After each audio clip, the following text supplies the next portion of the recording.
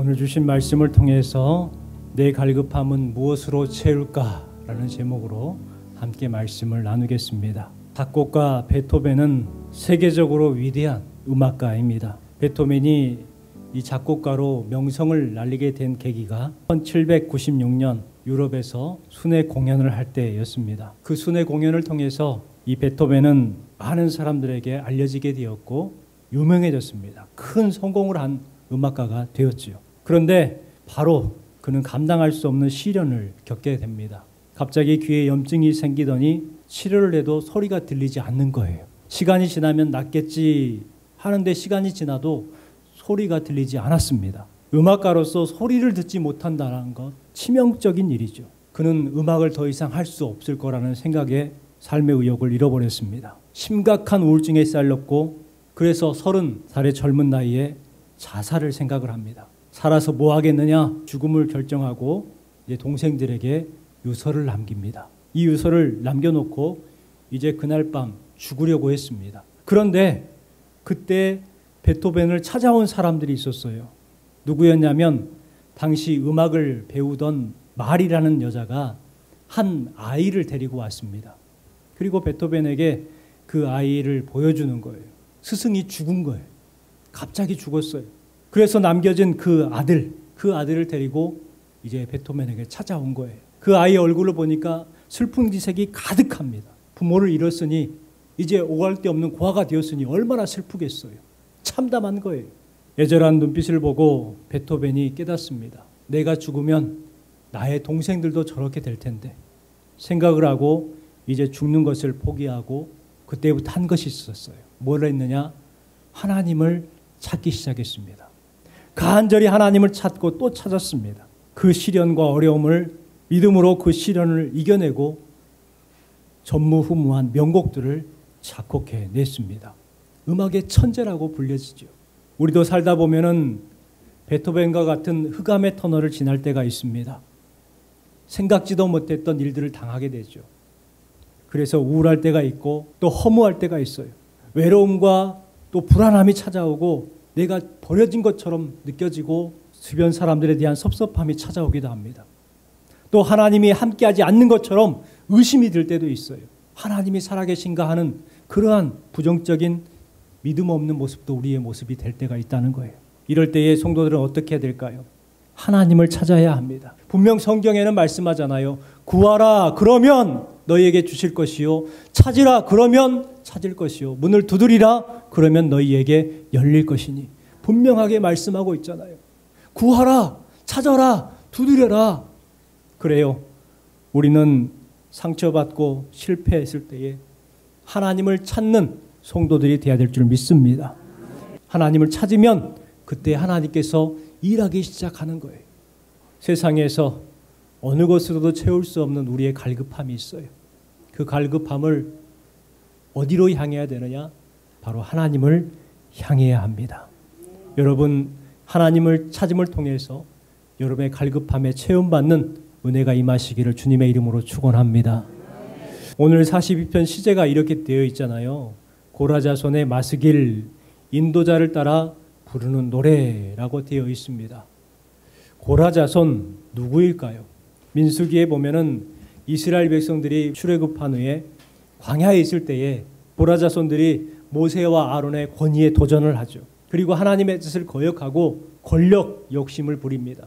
그래서 심판을 받은 족속이 바로 고라자손이에요. 고라 족속들의 심판의 말씀을 보면은 천벌을 받는다는 것이 이런 것이구나 알게 되고 무섭게 됩니다. 이 고라 자손들이 반역을 해요. 그러니까 모세가 하나님 앞에 참담한 마음을 가지고 기도합니다. 하나님, 땅의 입을 열어서 이 사람들과 그의 소유물을 삼키면 이 사람들이 과연 하나님을 멸시하는 줄을 알게 될 것입니다. 하고 기도를 하니까 그 기도를 마치자마자 고라 자손들이 섰던 땅들이 어떻게 됐다고 그래요? 땅이 그 입을 열어서 그들과 그들의 집과 고라에게 속한 모든 사람과 그들의 재물까지도 삼켜버렸다고 말을 합니다. 여러분 천벌을 받는다는 게 이렇게 무서운 거예요. 그 일로 인해서 반역으로 인해서 고라 족속들이 죽임을 당했는데 죽임당한 숫자가 250명이라고 말하고 있어요. 얼마나 무서워요. 그런데 11절 말씀에 뭐라고 하느냐? 고라의 아들들은 죽지 아니하였더라. 하나님께서 고라의 아들들을 살려주셨어요. 여러분, 이 고라의 아들들은 어떻게 살았을까요? 그것이 얼마나 무서운 것인지, 얼마나 큰 죄인지를 깨닫게 된 거예요. 그래서 그들이 어떻게 살았습니까? 보통 이러한 삶을 살아가는 사람들은 조상 탓을 합니다. 그때 조상들이 그렇게 하지 않았더라면, 또 팔자 탓을 합니다. 삐뚤어진 세월을 보내기에 딱 좋은 사람들이에요. 그런데 고라의 아들들은 그렇게 살지 않았어요. 바르게 살았습니다. 헌신을 다했고 인정을 받는 삶을 살기 시작해요. 하나님을 찬양하는 데에 찬양대로 쓰임받게 됩니다. 여러분, 그래요. 우리도 고라 자손들처럼 살아야 합니다. 팔자 탓하지 마시고 조상 탓, 부모 탓하지 마시고 바르게 살아가십시오. 하나님 앞에 최선을 다해서 살아가시기 바랍니다. 그러면은요, 여러분의 팔자가 펴지는 거예요. 아름다운 인생이 되고 하나님을 찬양하기에 부족함이 없는 삶을 살아가게 될 줄 믿습니다.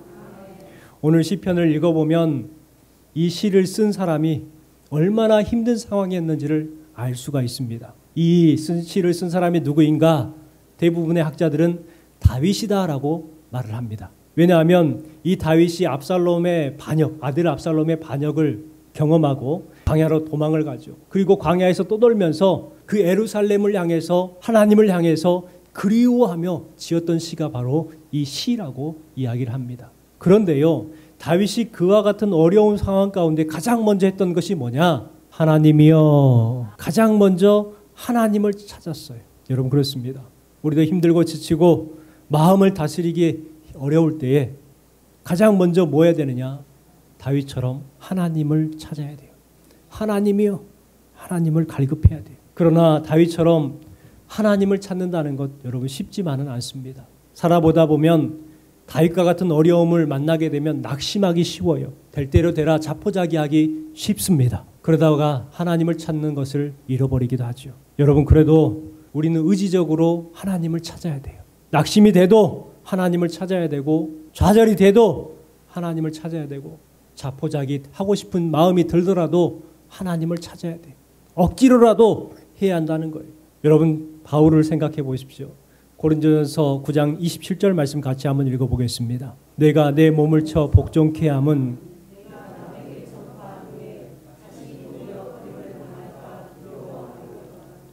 여러분, 바울 사도가 뭐 했어요? 내 몸을 쳐서 복종케 함은 억지로라도 했다는 거. 억지로라도. 바울 사도가 복음을 전할 때에 얼마나 힘들었어요. 아시아 지역을 돌아다니면서 복음을 전할 때에 좋은 일이 많았습니까? 안 좋은 일이 많았습니까? 안 좋은 일이 많았어요.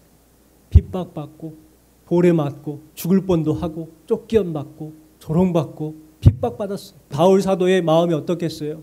저기를 안 들어가면 얼마나 좋을까? 차라리 내 발목이 부러져가지고 이제는 그냥 고향으로 집으로 돌아가면 얼마나 좋을까? 이런 마음이 아니었겠어요. 그렇지만 어떻게 했다고요? 내 몸을 쳐서 복종케 했다는 거예요. 가기 싫지만 그래도 가겠다는 거예요. 이 마음이 우리의 마음에 있어야 돼요. 하나님을 찾기 쉽지 않아요. 낙심이 되고 포기하고 싶고 그냥 편하게 살고 싶어요.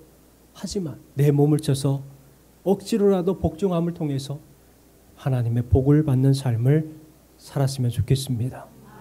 우리가 낙심되고 좌절되고 포기할 수밖에 없는 상황에서 그래도 하나님이여 찾으면은요, 하나님은 그때부터 우리의 상황을 선으로 바꿔주실 줄 믿습니다. 그 말씀이 창세기 50장 20절 말씀에 기록되어 있잖아요. 자, 주신 말씀에 보니까 당신들은 나를 해하려 했어요. 그랬을 때 하나님께서 어떻게 했습니까? 하나님은 그것을 선으로 바꾸사 많은 백성의 생명을 구원하게 하려 하셨다. 이렇게 말씀하고 있어요. 전화 이복되게 하시고 슬픔이 기쁨이 되게 하시고 절망이 희망이 되게 하시고 원망이 감사가 되게 하시는 하나님이라는 거예요. 역전되게 하시는 거예요. 사슴이 시냇물을 찾기에 갈급함 같이 내 영혼이 주를 찾기에 갈급하나이다. 여러분, 이렇게 하나님을 갈망할 때에 하나님께서는 우리의 삶을 역전시켜 주십니다. 여러분, 그렇다면 역전되는 인생을 살기 위해서는 어떻게 해야 될까요? 오늘 주신 말씀을 통해서 한번 생각해 보았으면 좋겠습니다. 가장 먼저는 하나님을 향한 갈망이 있어야 한다라고 오늘 주신 말씀에 기록하고 있습니다. 하나님을 갈망하는 것, 하나님을 갈급하는 것을 잃어버리면 성도들은 반드시 수렁에 빠지게 됩니다. 그래서 우리가 회복해야 될 것이 무엇인가?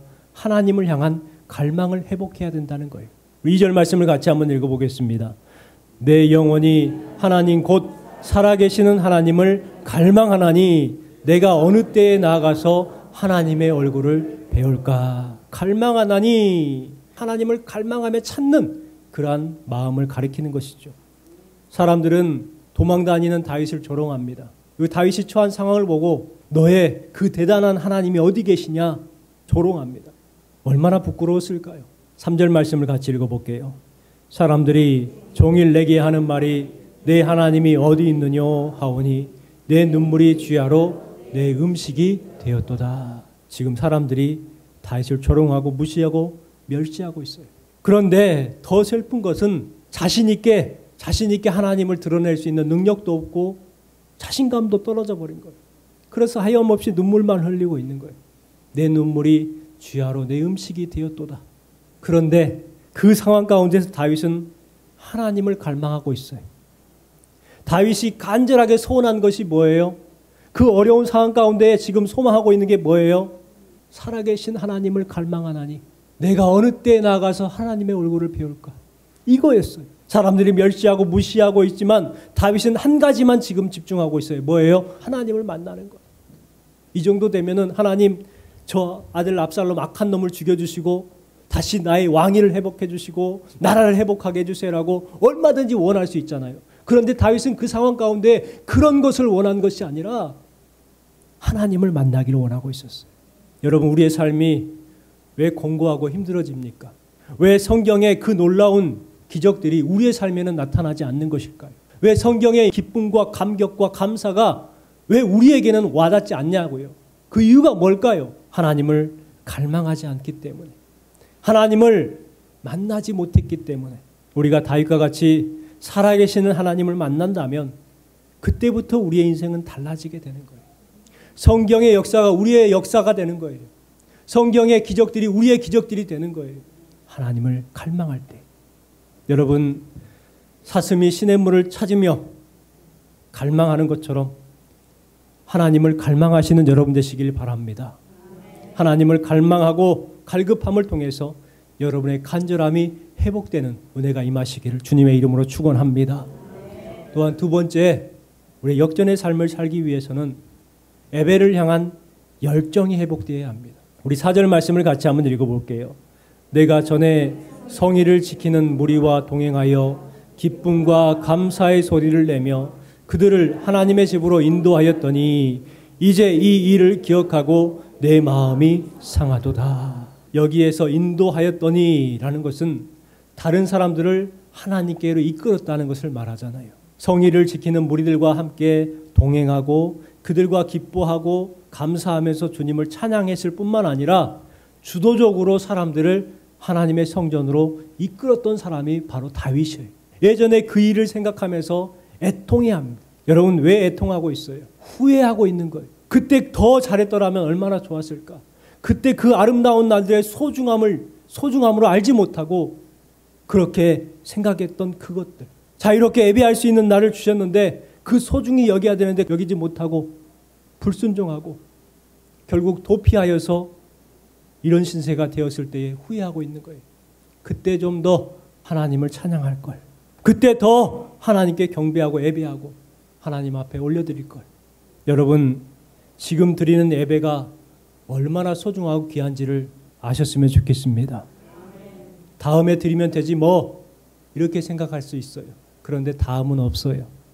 우리 영상 하나 볼까요? 3년 전에 제 동생이 교통사고로 죽었어요. 지하철 공사를 하던 크레인에 깔려서 즉사했습니다. 당시 동생의 나이는 19살이었다고 합니다. 그날 아침에 제 운동화를 신고 나가고 언니 나 이거 좀 신고 나갈게. 정말 아무렇지도 않게. 그런 일을 겪고 나니까 내가 왜 이렇게 고생하면서 돈을 모아야 하고 왜 올지 안 올지 확실하지도 않은 미래를 확신하면서 오늘을 이렇게 고생 살아야 하나. 여러분, 내일은 안 올 수도 있어요. 정말 가고 싶은 곳이 있으면 오늘 가세요. 왜냐하면 우리는 언제 죽을지 몰라요. 낭만적으로 사는 게 뭐죠? 라고 궁금해하시는 분들에게 저는 이렇게 얘기를 드리고 싶어요. 오늘이 나의 마지막 하루라고 생각하고 사는 삶. 여러분, 이 자매의 이야기를 알아들으시겠습니까? 다음에 드리면 되지, 다음에 어떻게 하면 되지라고 생각할 수 있지만 여러분, 다음은 없을 수 있어요. 그렇기 때문에 오늘을 최선을 다해서, 열정을 다해서 하나님 앞에 예배하는 여러분 되시기를 주님의 이름으로 축원합니다. 마지막 세 번째는 하나님께 소망이 있어야 한다라고 우리에게 말씀하고 있습니다. 우리 5절 말씀을 같이 읽어볼게요. 내 영혼아, 내가 어찌하여 낙심하며 어찌하여 내 속에서 불안해하는가? 너는 하나님께 소망을 두라. 그가 나타나 도우심으로 말미암아 내가 여전히 찬송하리로다. 내 영혼아, 내가 어찌하여 낙심하며 불안해하는가? 너는 하나님께 소망을 두라. 이렇게 말씀하고 있어요. 하나님께 소망을 두라. 지금 상황은요, 낙심할 수밖에 없는 상황이에요. 불안할 수밖에 없는 상황이에요. 왜냐하면 앞으로 어떻게 될지 모르기 때문에 불안해요. 그러나 다윗은 뭐라고 말합니까? 너는 하나님께 소망을 두라.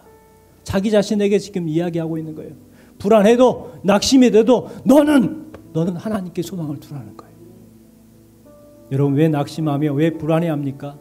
자기에게 소망을 두기 때문에 그래요. 나에게 소망을 두기 때문에. 자꾸 나를 소망하기 때문에 우리는 불안할 수밖에 없고 두려울 수밖에 없어요. 그런데 다윗은 그것을 넘어섰습니다. 자기의 소망을 자기에게 둔 것이 아니라 누구에게 두었다고요? 하나님께 소망을 두었다는 거예요. 여러분, 하나님께 소망을 두는 사람들은 낙심하지 않습니다. 하나님께 소망을 두는 사람들은 불안해하지 않습니다. 왜냐하면 도우시는 하나님을 통해서 여전히 하나님을 찬양하는 삶을 살아갈 수가 있는 거예요. 다윗은 절망적인 상황에 놓여 있었습니다. 그러나 낙심하지 않았습니다. 원망하지도 않았습니다. 오히려 하나님을 찾았습니다. 그럼을 통해서 모든 문제를 해결받게 되죠. 저와 여러분도 하나님을 갈망하는 삶을 살아갔으면 좋겠습니다. 또한 하나님을 향한 열정이 회복되었으면 좋겠습니다. 그리고 가장 중요한 것, 하나님께 소망을 두는 삶을 살아야 될 줄 믿습니다. 그리함을 통해서 여러분 모두가 하나님을 찬양하고 기쁨과 감사함과 평안을 찾는 모든 성도들이 되시기를 주님의 이름으로 축원합니다.